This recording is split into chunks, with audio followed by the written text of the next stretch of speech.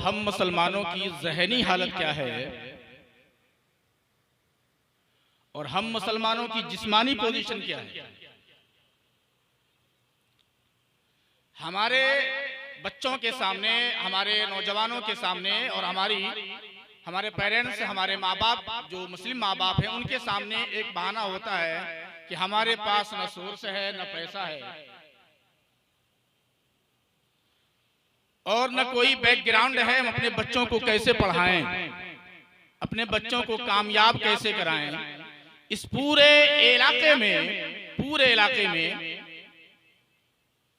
मौलाना अब्दुल सुभान साहब जो हमारे बहुत ही करीबी दोस्त, हम फिक्र हम ख्याल, मौलाना सफीउल्लाह मिसबाही के वालिद गिरामी हैं, उन्होंने अपने बच्चों पर जो मेहनत की और बच्चों ने जिस लगन के साथ मेहनत की, ये पूरे इलाके में एक जिंदा मिसाल है कि बगैर सोर्स के कामयाबी मिलती है, बगैर पैसे के कामयाबी मिलती है।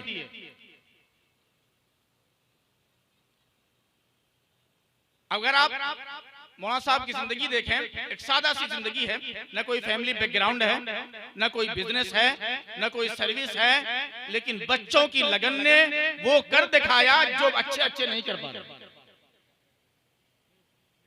और इन बच्चों ने हमारे और आप सबको के दिमाग पे दस्तक दिया है कि हमारा और आपका बच्चा भी जिस डिपार्टमेंट में चाहे, जिस फील्ड में चाहे, मेहनत करके कामयाबी हासिल कर सकता है। आप क्यों जीरो पर हैं भाई? क्या वजह है?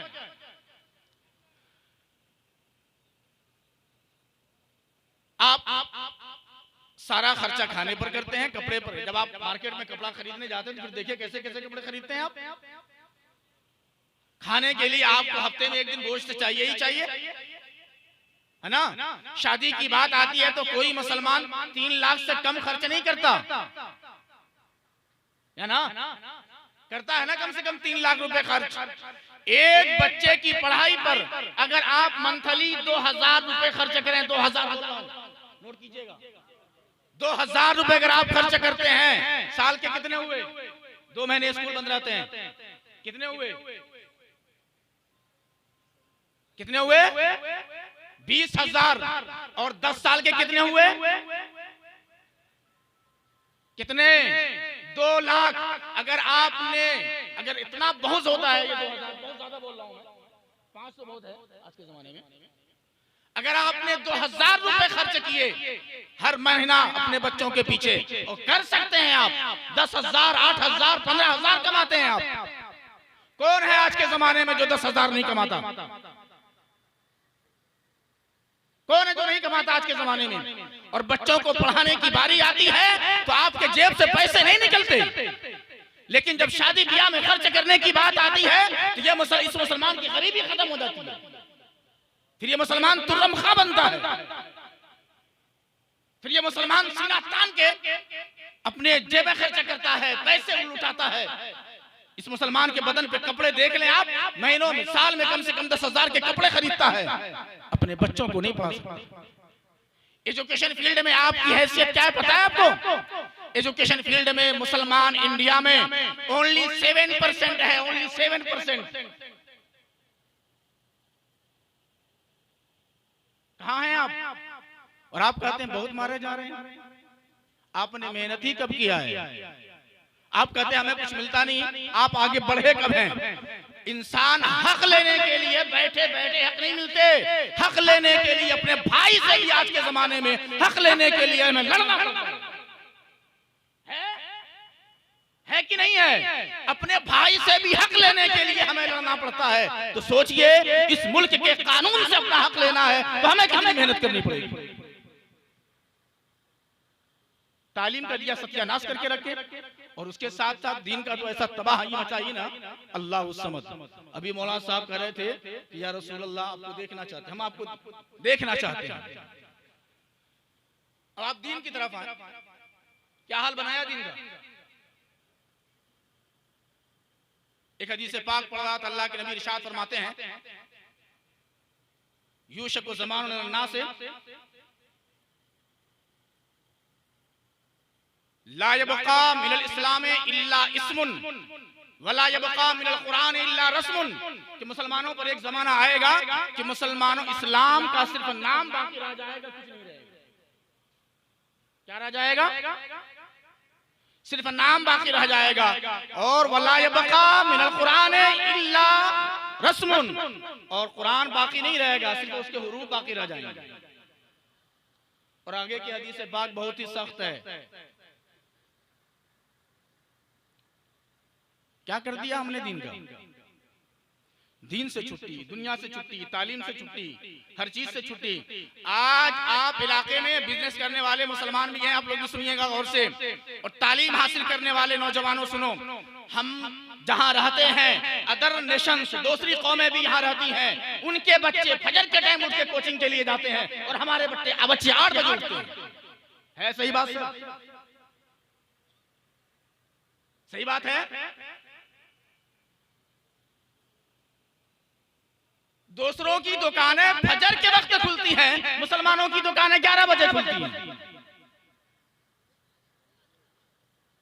सही बात है। और आप कामयाबी तलाश करने के लिए निकले रोड पे, यूं बैठे बैठे कामयाबी मिलती है। खरी खोटी सुनाने का मैं आदी हो गया हूं, इसलिए कि मुझे अपने बच्चों का मुस्तकबिल तापनाक देखना है, अपने मुसलमानों बच्चों का मुस्तकबिल तापनाक देखना है, और अपने बच्चों के ज़हनो दिमाग में ये बैठाना है कि पैसों से कामयाबी नहीं मिलती है, सोर्स से कामयाबी नहीं मिलती है, मजबूत बैकग्राउंड से कामयाबी नहीं मिलती है। कामयाबी का सिर्फ वाहिद रास्ता कुरान ने तय किया है, वलैसा लिल इंसान इल्ला मा सआ। इंसान जितनी कोशिश करेगा उतनी ही उसकी किस्मत में कामयाबी लिखी जाएगी। ये कुरान का उसूल है। किसका उसूल है? कुरान का उसूल है। मुझे याद है 2007 से मैं यहाँ आना शुरू किया, मेरी बड़ी गहरी दोस्ती रही मौलाना सफीउल्लाह से। और आपको एक बात बता दूं कि 7 साल हम लोग साथ में पढ़े। कितने साल? एक साथ उठना बैठना खाना पीना। हमने कभी नहीं जाना कि सफीउल्लाह का पैसा कहां से आता है और मेरा पैसा कहां से आता है। पैसों में भी कोई भेदभाव नहीं था, पैसा खर्च करने में भी हम उसका पैसा खर्च करते। मेरे पास तो पैसे ही नहीं होते थे, इनके वालिद साहब जो बेचते दोनों मिलकर खर्च करते थे। 7 साल, और 7 साल में हम दोनों भाइयों में कभी तू मैं की नौबत नहीं आई। और फिर हम लोग जब निकले तो एक मिशन था हमारा, और वो अब भी हमारा मिशन है कि अपने हर बच्चे को कामयाब बनाना है। और बच्चों ने मेहनत किया, हम लोगों ने ज़हन डाला कि आप बड़ी से बड़ी कामयाबी को मेहनत करके हासिल कर सकते हो, और इन बच्चों ने कर दिखाया। आप भी कर सकते हैं, आपके बच्चे भी कर सकते हैं। बच्चों के ज़हन और दिमाग में टैलेंट के साथ आगे बढ़ने के लिए हौसले पैदा कीजिए, उसके हौसलों को तोड़िए मत। और जो आयत मैंने पढ़ी है, अल्लाह इरशाद फरमाता है, वल्लाहुल गनिय्यु व अंतुमुल फुक़रा। अल्लाह ही गनी है और तुम सब के सब फकीर हो। क्या हो? कौन कह रहा है? अल्लाह फरमा रहा है। और आगे की आयत, ये आज के हालात के हिसाब से जो हर जगह से एक आवाज उठती है ना कि मुसलमानों पर बड़ा अत्याचार हो रहा है, उसका जवाब कुरान में मौजूद है। वइन ततवल्लौ यस्तब्दिल कौमन गैरकुम सुम्मा ला यकुनु अमसालकुम, कि अगर तुम दीन छोड़ोगे, अगर तुम दीन छोड़ोगे, वइन ततवल्लौ, दीन छोड़ोगे, यस्तब्दिल कौमन गैरकुम, अल्लाह तुम्हारी जगह दूसरी कौम को लाएगा। सुम्मा ला यकुनु अमसालकुम, फिर वो तुम्हारी तरह नहीं होंगे। सूरह मोहम्मद की आखिरी आयत का आखिरी टुकड़ा। एक जगह इरशाद फरमाया, या अय्युहल्लज़ीना आमनू मन यर्तद्द मिनकुम अन दीनिही फसौफ यातिल्लाहु बिक़ौमिन युहिब्बुहुम व युहिब्बूनहु। 1400 साल पहले ऐलान है, ए मोमिनो, एक कलमा पढ़ने वालों, अगर दीन छोड़ दोगे, क्या छोड़ोगे? क्या दीन छोड़ दोगे तो अल्लाह तुम्हारी जगह दूसरी कौम को लाएगा। किसको लाएगा? दूसरी कौम को लाएगा, और ऐसी कौम को लाएगा अल्लाह उससे मोहब्बत करता होगा, वो अल्लाह से मोहब्बत करते होंगे। 14। अच्छा, नमाज छोड़ना दीन छोड़ना है कि नहीं? नमाज छोड़ना दीन छोड़ना है कि नहीं? जिम्मेदारी से बताइए। मुसलमान है ना? मुसलमान हैं? हाथ उठाइए कि हैं। मुसलमान हैं। नमाज छोड़ना दीन छोड़ना है या नहीं है? ज़कात न देना दीन छोड़ना है कि नहीं है? रोजे न रखना दीन छोड़ना है कि नहीं है? है ना? अब भी कोई डाउट रह गया है? मैं एक मिसाल देता हूं यहां पर। मेरे पास एक गाड़ी है, मेरे पास एक गाड़ी है, गाड़ी में अगला टायर भ्रष्ट है, मैं उसे बेचना चाहता हूं। टू व्हीलर है, अगला दोनों टायर उसके जो हैं भ्रष्ट हैं। अच्छा, उसमें जो उसका रिम होता है वो भी नहीं है, उसकी हेडलाइट भी टूटी हुई है, उसमें सीट भी नहीं है, लेकिन गाड़ी है। हेडलाइट टूटी हुई है, सीट नहीं है, बैकलाइट भी टूटी हुई है, इंडिकेटर टूटा हुआ है, डीवीडी पिनियन जो सबसे कीमती उसके पार्ट्स हैं वो भी गायब है, नहीं है, टाइमिंग चेन भी नहीं है, लेकिन गाड़ी है। लेकिन गाड़ी है। लेंगे आप? लेंगे? लेंगे? कहेंगे हजरत ये गाड़ी है कि ये कबाड़ है? इसे गाड़ी कहेंगे कि कबाड़ कहेंगे?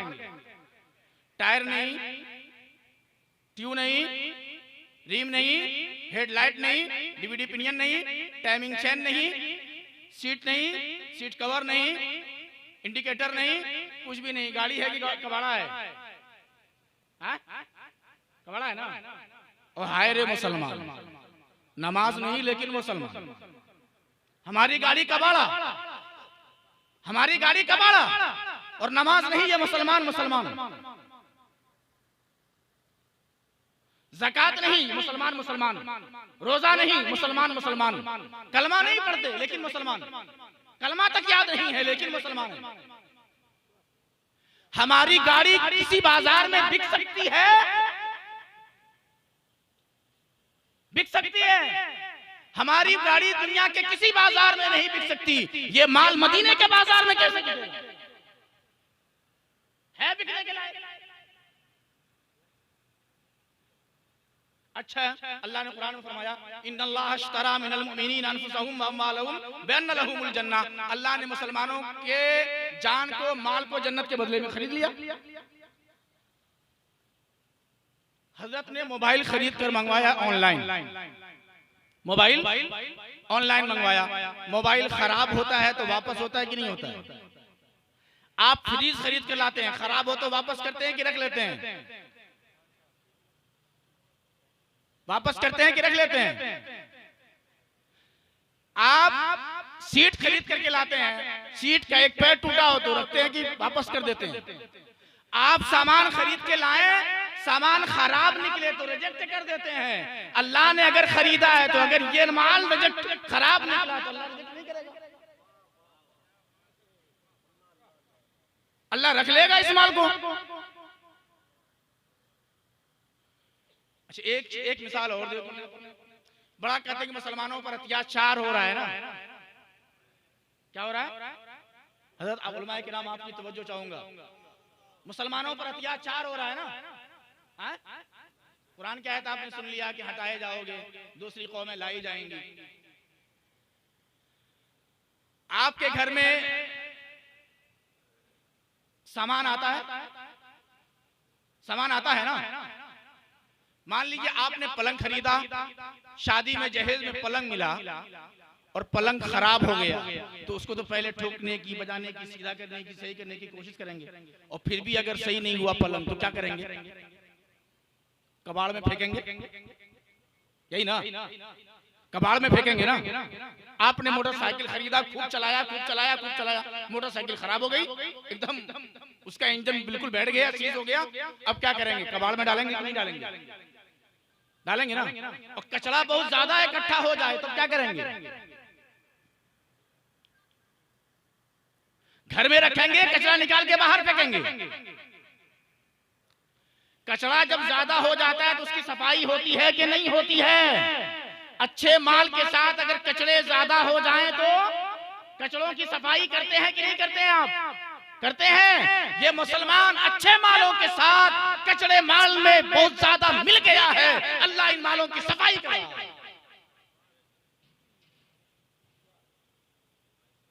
इन मालों की सफाई कर रहा है, दीन नहीं मिटेगा। किसी के मिटाने से नहीं मिटने वाला, ना मुसलमान मिटने वाला है। अरे 22 करोड़ मुसलमानों को कौन मिटा देगा? लेकिन कचड़े साफ होंगे। और कचड़ों के साथ साथ में कभी कभी अच्छे अच्छे माल भी चले जाते हैं। जाते हैं कि नहीं जाते हैं? आपके कचड़ों के साथ में अच्छे अच्छे सामान भी चले जाते हैं। और कचरे भी दो तरह के होते हैं। एक कचरा कुछ अच्छा हो तो खुद से साफ कर देते हैं, और बहुत ज्यादा गंदा कचरा हो तो फिर दूसरे से साफ करवाते हैं। इसका मतलब ये है, हमारे यहाँ जो कचरे आए हैं, मुसलमानों के नाम पर जो कचरे हैं, ये निहायत गंदे हैं। इसलिए अल्लाह किससे करवा रहा है? अल्लाह दूसरों से साफ करवा रहा है। या तो आप कचरा पनी खत्म कीजिए और परफेक्ट माल बनिए, अच्छे माल बनिए। ये माल जो मुसलमानों का है, मुझे बताएं दुनिया के किसी बाजार में अगर इसको बेचा जाए तो कोई खरीदेगा ये माल? किरदार के हिसाब से, कैरेक्टर के हिसाब से नमाज ये छोड़ता है, झूठी गवाहियां मुसलमान ये देता है। मुसलमानों को तालीम से मतलब नहीं, जहालत की बेपनाह गंदगी में डूबा हुआ है आज का मुसलमान। इतने बावजूद, इतने घटिया किरदार के बावजूद, ये मुसलमानों का जो ये माल है, ये दुनिया के किसी बाजार में बिक सकता है? खरीदेगा कोई? अरे जब दुनिया के बाजार में नहीं बिक सकते तो आखिरत के बाजार में कैसे बिकेंगे?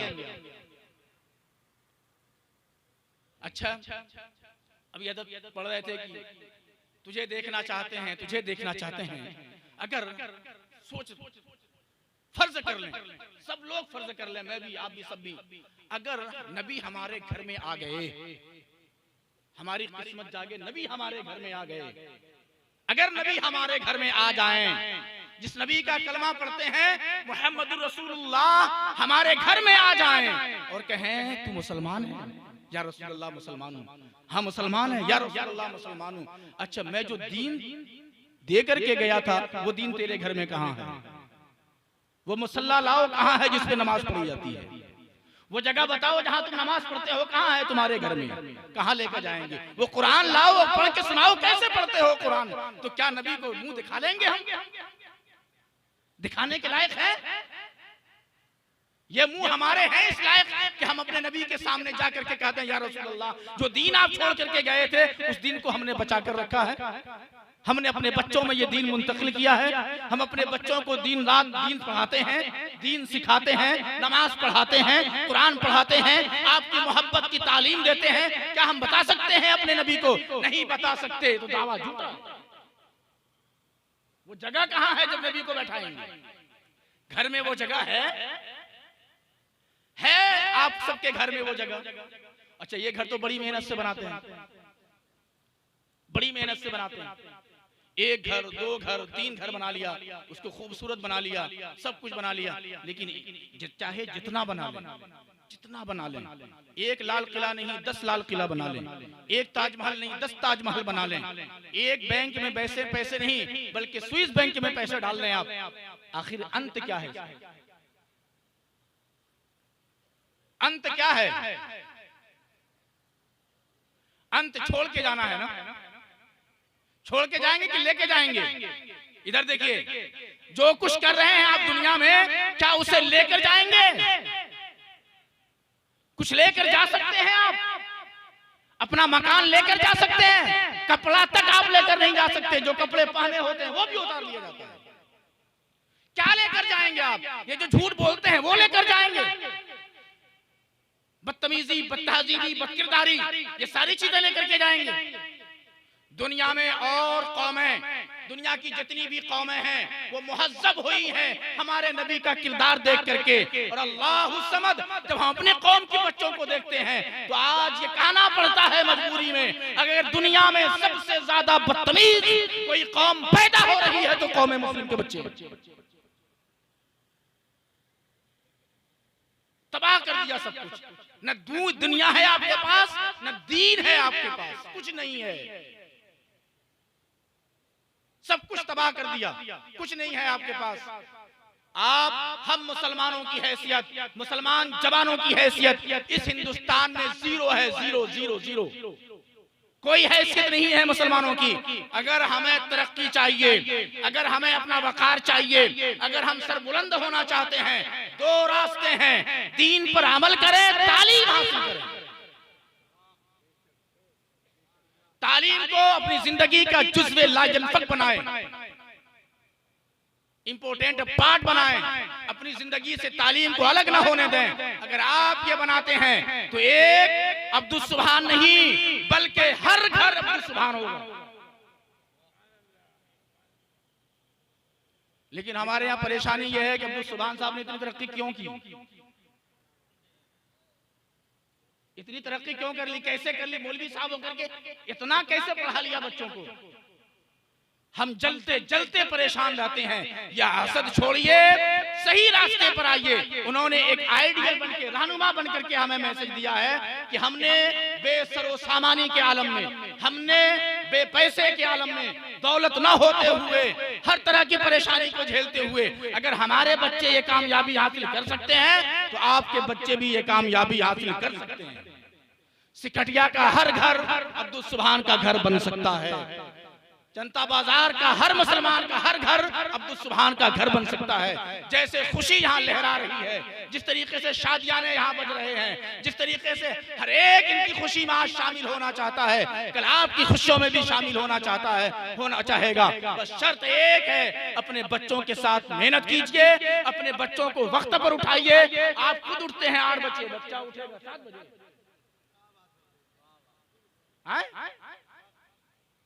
आप कितने बजे उठते हैं? आज हम लोग जनता बाजार सुबह सुबह गए, सारी दुकानें खुली हुई थी और मुझे लगता है कि सारी दुकानें नॉन मुस्लिम की थी। फजर के टाइम पे खुल जाती हैं। आप लोगों में से कितने लोग हैं जो अपनी दुकान फजर के बाद खोलते हैं? उठा के बता सकते हैं आप मुझे? सिर्फ आप ही मेहनत करते हैं, दूसरे मेहनत नहीं करते हैं। सिर्फ आप ही को थकावट लगती है, दूसरों को थकावट नहीं लगती है। ये कानून फितरत है, जो मेहनत करेगा उसी को मिलेगा। ये अल्लाह का कानून है। अगर आप मेहनत करेंगे तो आपको मिलेगा, अगर हम मेहनत करेंगे तो हमें मिलेगा, अगर हमारे बच्चे मेहनत करेंगे तो हमारे बच्चों को मिलेगा, जिसके बच्चे मेहनत करेंगे उनके बच्चों को मिलेगा। तो तालीम को अपनी जिंदगी का सबसे अहम हिस्सा बनाइए। तालीम के हवाले से अपने नबी जनाब मोहम्मद रसूलुल्लाह सल्लल्लाहु अलैहि वसल्लम अपने नबी जनाब मोहम्मद रसूलुल्लाह सल्लल्लाहु अलैहि वसल्लम की जिंदगी से एक छोटा सा वाक़या आपको बताऊं। मैदान बदर हुआ, 313 मुसलमान थे, 1000 दुश्मन थे। मुसलमानों ने दुश्मनों पर फतह हासिल कर ली। उधर से लोग गिरफ्तार करके लाए गए। उस टाइम में कुछ दंड लगा उन पर, दंड इतने इतने पैसे दो जाओ, छुटकारा पाओ। कुछ लोगों के पास पैसे नहीं थे। हमारे नबी ने ऐलान फरमाया कि जिनके पास पैसे नहीं हैं वो लिखना और पढ़ना जानते हैं तो मुसलमानों के 10-10 बच्चों को लिखना पढ़ना सिखा दें, आजाद हो जाएंगे। किससे पढ़वा रहे? जिनसे लड़ाई हुई थी वो दोस्त थे, जिनसे लड़ाई हुई थी वो दोस्त थे, वो नबी के दुश्मन थे। लेकिन तालीम की अहमियत देखिए, फरमाते क्या है? अब वो क्या कुरान पढ़ाएगा? कोई काफिर नॉन मुस्लिम कुरान तो नहीं पढ़ाएगा ना, दीन पढ़ाएगा? दीन नहीं पढ़ाएगा। अब इल्म की अहमियत को देखें कि वो आया हुआ दुश्मन गिरफ्तार होकर के आया है और अल्लाह के नबी फरमाते हैं कि मुसलमान के 10-10 बच्चों को पढ़ना सिखा दो, आजाद हो। कितनी अहमियत है। और हम आप क्या करते हैं, रोना रोते हैं कि पैसा नहीं है, फीस कैसे देंगे। आप सब कुछ छोड़ दीजिए, ना फीस अदा कीजिए, कुछ मत अदा कीजिए, अपने बच्चों के लिए टाइम पर सोइए, टाइम पर जागिए और अपने बच्चों को टाइम पर स्कूल भेजिए पढ़ने के लिए। इंशाअल्लाह रहमान बच्चा कामयाब होगा। बस ये फार्मूला अपना लीजिए। ये काम की चंद बातें हुई हैं जिन लोगों को मैंने बताया है, और आप इसका कोई भी इनकार नहीं कर सकता कि ये फार्मूला गलत है या जो मैंने कहा है वो गलत है। बातें खट्टी खट्टी लग रही होंगी, मेरा तेवर बहुत ज्यादा खराब है, इसलिए कि पूरे इंडिया के मुसलमानों की हालत तबाह है, पूरे इंडिया की एकदम नशे में मस्त है मुसलमान, शुतुरमुर्ग की तरह बालू में अपना सर डुबाए हुए हैं। क्या बात, हमारे यहाँ तूफान नहीं आने वाला, तूफान कहीं भी आ सकता है और तूफान को रोकने का एक ही रास्ता है, वो है एजुकेशन, तालीम। तालीम को मजबूत कीजिए, दीन की तालीम और दुनिया की तालीम, दोनों तालीम को एक साथ हासिल करने की कोशिश कीजिए। अपने बच्चे को कामयाब बनाए, अपनी जिंदगी को अच्छा बनाइए, दीन के रास्ते पर चलने की कोशिश कीजिए। खुद भी नमाज पढ़िए और अपने दोस्त और अहबाब के साथ अपने घर के लोगों को भी नमाज पढ़वाने की कोशिश कीजिए। अपने चंद जुमलों के साथ अपनी बात खत्म करता हूँ। वाखिर दावाना अनिल हम्दुलिल्लाहि रब्बिल आलमीन।